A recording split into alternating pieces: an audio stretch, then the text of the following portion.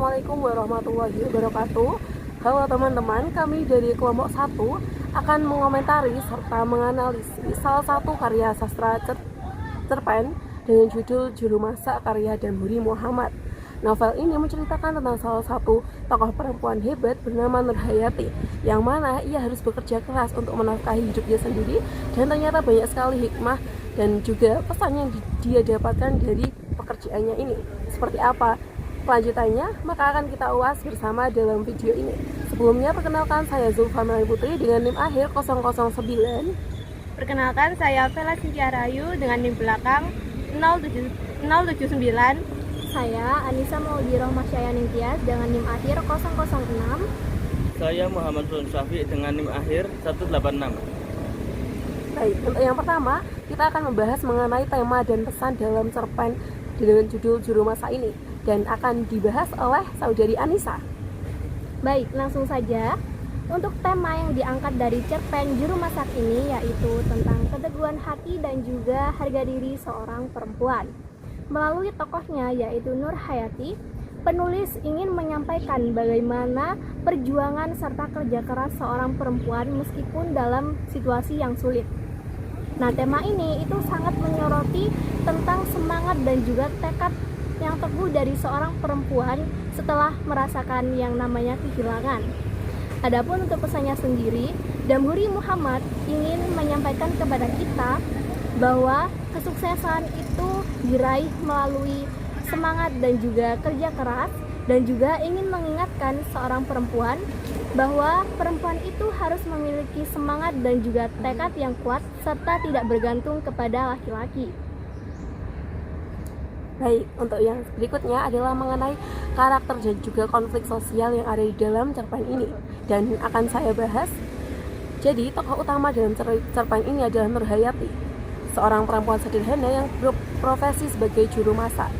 Ia digambarkan sebagai sosok yang sabar, tegas, dan juga pekerja keras. Dalam kesehariannya, Nurhayati ini tidak hanya memasak, tetapi juga menuangkan setiap perasaannya ke dalam masakan-masakan yang ia buat. Ia menjadikan masakan-masakannya, terutama rendang, menjadi simbol bahwa ia memasak rendang tersebut dengan penuh hati dan juga mencurahkan seluruh apa yang ia rasakan ke dalam masakannya tersebut. Yang mana rendang ini juga menjadi simbol dari cinta, kesabaran, dan juga sikap kerja keras. Konflik utama dalam cerpen ini adalah tentang Nurhayati, yang mana dia merasakan antara kesedihan hati dan juga tekad untuk terus melangkah. Ia sebagai ditinggalkan oleh suaminya, ia harus menanggung hidupnya sendiri, yang mana itu tentunya tidak mudah. Namun ternyata Nurhayati bisa melalui pekerjaannya ini, dia mengungkapkan seluruh perasaannya dan juga dia bisa menghidupi dirinya sendiri meskipun tanpa bantuan seorang suami. Melalui konflik ini, pembaca diajak untuk melihat bahwasanya kekuatan sejati terkadang muncul dari kesedihan yang paling dalam. Ini seperti Nurhayati ini kesedihan dari ditinggal oleh mantan suaminya. Untuk yang berikutnya yaitu mengenai nilai moral dan juga sosial, dan akan dibahas oleh saudara Sultan. Baik, nilai moral atau sosial. Cerpen Juru Masak mengandung banyak nilai moral dan sosial yang dapat kita pelajari. Secara moral, cerita ini menekankan pentingnya kejujuran, ketekunan, dan pantang menyerah dalam bekerja. Nurhayati tidak pernah mengeluh atau menyerah dalam bekerja. Meskipun pekerjaannya berat dan kehidupannya penuh cobaan, ia selalu menanamkan rasa tanggung jawab dan kesungguhan dalam setiap masakannya. Hal ini menunjukkan bahwa hasil yang baik selalu lahir dari niat dan kerja keras yang tulus. Dari segi sosial, cerpen ini menggambarkan realitas perempuan kelas pekerja yang seringkali harus berjuang sendiri untuk bertahan hidup. Masyarakat seringkali memandang rendah pekerjaan seperti itu, seperti juru masak. Padahal pekerjaan itu sangat penting dan penuh nilai kemanusiaan. Melalui tokoh Nurhayati, pengarang ini mengubah pandangan tersebut bahwa setiap profesi layak dihargai, terutama jika dilakukan dengan cinta dan ketulusan.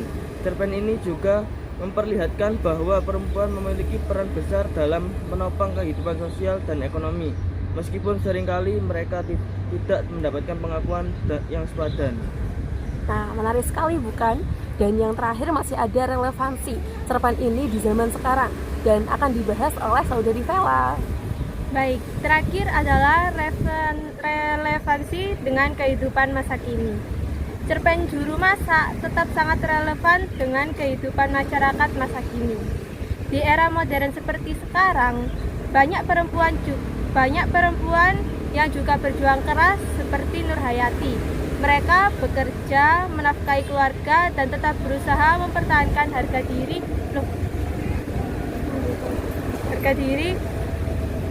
di tengah berbagai tekanan hidup.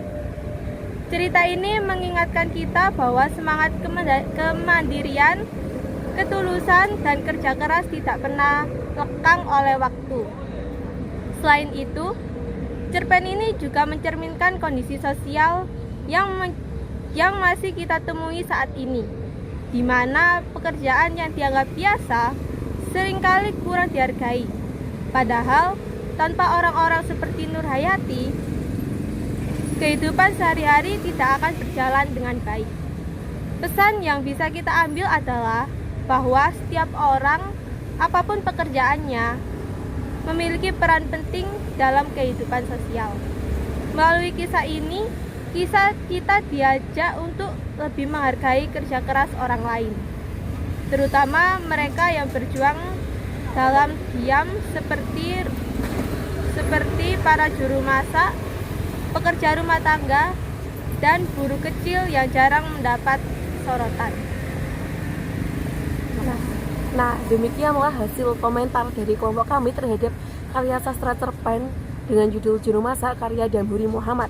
Cerpen ini ternyata mengajarkan kita bahwasanya hal seperti keteguhan hati, sabar, dan juga harga diri yang dianut oleh tokoh Nur Hayati ternyata memberikan banyak sekali kebaikan untuk hidup kita.